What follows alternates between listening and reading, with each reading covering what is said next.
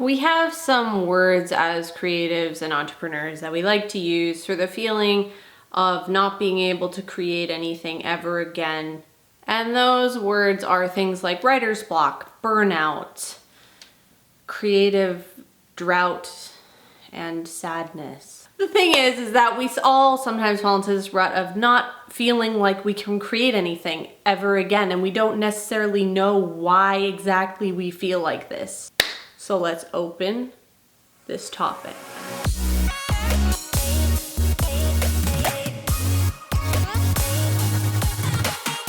I recently wrote an entire blog post about crushing creative burnout before it crushes you. I'll link it below if you want to check it out. Basically, in this blog post, I kind of unpacked what it means to be creatively burnt out and kind of delved into a little bit of why that can happen. Now, I don't claim to have all the answers of why you might be feeling creatively burnt out, but there are quite a few things that can help you identify just what might be going on and how you can fix it to feel 100 times better. We as a society like to typically break up work life and normal everyday life, the rest of our lives, our personal lives. So we have work, then we have our personal lives, and they're two separate things, and there's this like wall in between them, and we have our personal life and our work, and they don't really touch each other. They don't like each other. It's like keep out, stay away, two separate things. This is really an outdated way to look at work and life, and I feel like it doesn't work for a lot of people, myself included. Regardless of whether you work for someone else or work for yourself, what you do with the rest of your life directly affects your work performance or your creative work. What content we spend time consuming, what we eat for breakfast, how much sleep we got the night before, who we spend time with, what we spend time doing, all of these things can affect how we feel and thus affect our creative work. As an entrepreneur, I think this can be especially helpful because we are our own bosses. We have to motivate ourselves each day to sit down and put forth the work that we need to do. So how do we motivate ourselves especially when we're feeling creatively burnt out? We have to identify, well, what is it that motivates us in the first place?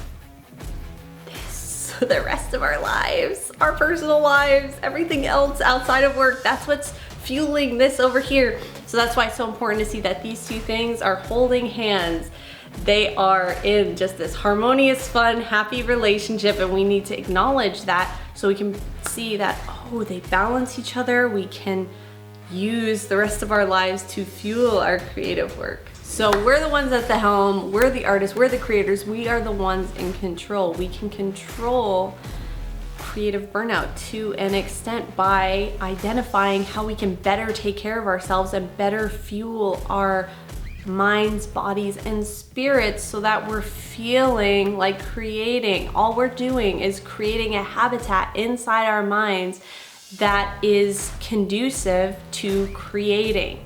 When we feel creatively burnt out, it's because other things have fallen by the wayside, so much so that our minds, bodies, and spirits, I should say, have all become an unbalanced habitat for fostering creative work.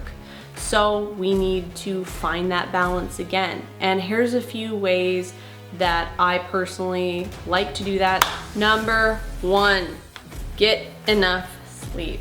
Sleep is one of my personal favorites. Most adults need somewhere from 7 to 9 hours of sleep every night to support a nice, healthy environment in their body for health and well-being and creative work, all of it. You need sleep. I actually found this really cool quote from Help Guide that says, sleep isn't merely a time when your body shuts off. While you rest, your brain stays busy, overseeing biological maintenance that keeps your body running in top condition, preparing you for the day ahead.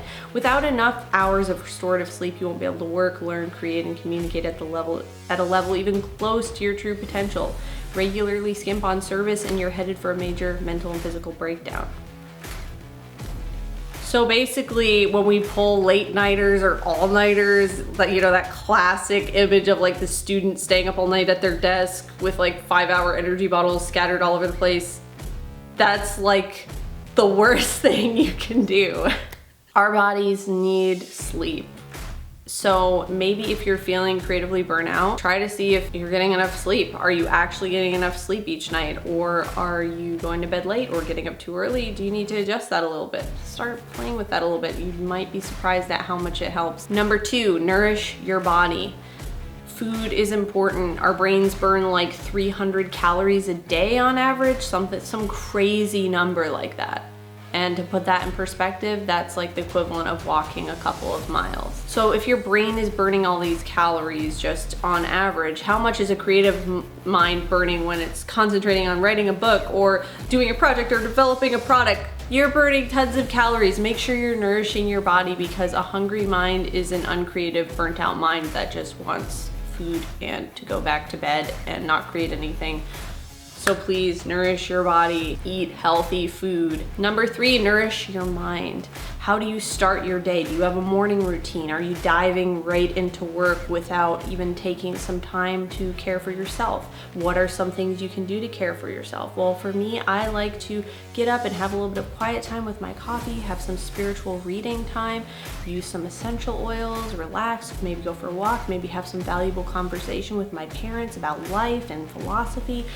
There are endless amounts of things you can do that are really nourishing, healthy practices to adopt into your life to start your morning in a positive, pumped up, motivated way. Another thing that can be really nice is to turn on a motivational video or some motivational affirmations that are just empowering and help you acknowledge first thing in the morning, setting the tone of your day right, that you are a powerful, loved being who's here for a reason, you're here for a purpose, you have unlimited potential inside of you, and that's what you want to tap into over the course of your day. If you get that fresh in your mind, first thing in the morning, there's so much power to that. It's something I need to do so much more. Number 4 is take breaks. This is really valuable and something that I hate doing. When I'm stuck on something, I'm the type of person who wants to just keep railing against it until I get it, until I fix the broken thing, until I conquer the story. I want to stay right here till I get that done. But honestly, that's typically the worst thing you can do. Treat it like you would an argument. Okay, I'm gonna go do something else for a while, I'm gonna cool down, then I'm gonna come back to this with a fresh mind. Number 5 is fill yourself with things that inspire you. Fill yourself with things that inspire you. Identify a few things that when you do them, it's just like, I can just feel my heart humming when I do this thing, or watch this, or read this book, or listen to that podcast, or spend time with these friends. Find a few things like that and fill yourself with them. As creatives, we're constantly pouring out into our craft, into essentially others, which is a beautiful practice, but we also need to realize that we need to receive as well. We need to fill our own cup. So sometimes we need to refuel, and it's a beautiful, wonderful practice to refuel. So do it. Fill yourself with inspirational people and things and places, and just be inspired. And last but not least, number 6, and this one is the most unusual, the one you wouldn't expect, but has helped me so much and I love, is stop before you want to. What I typically like to do is stop before I want to. When I'm at a really good spot, I'm like, oh, I love this. I love how this is turning out. This is so perfect. I can see the whole thing. That's where I close my laptop and I'm like, cool. I'm excited to come back tomorrow morning. And what that does is it helps you to end on a high note. Ending on a high note is so much better than ending in this place of like meh, that's the last thing that's in your mind. When you return to it tomorrow, you're like, oh, that felt really meh yesterday, and I didn't really know where I was going with it, and maybe I'll just do something else instead. Whereas when you leave it off at a really inspiring, hyped up place, you're like, ooh, I can't wait to get back to that thing. I'm so excited.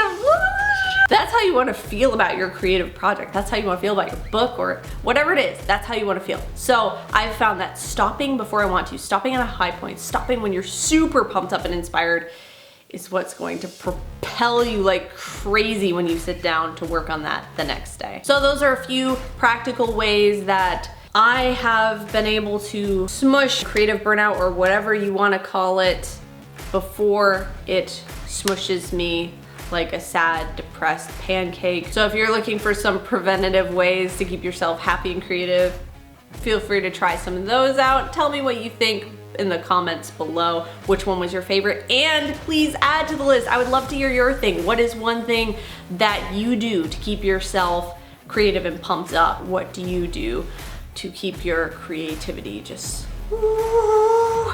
I'd love to hear about it. Thank you so much for watching this video. If you got something out of it, subscribe, ring the bell so you get notifications. If you'd like to see exclusive content like short stories no one's ever read before, a secret podcast, as well as a Facebook group you can join, and check out my Patreon. I will leave the link in the description below. Otherwise, thank you so much for watching this video. I hope you enjoyed it. I hope you got something out of it, and I hope it maybe inspired you to take care of yourself so you can be happy and feel more creative and make cool stuff. I will see you in the next video, my friend. Have an awesome rest of your day. Stay stoked.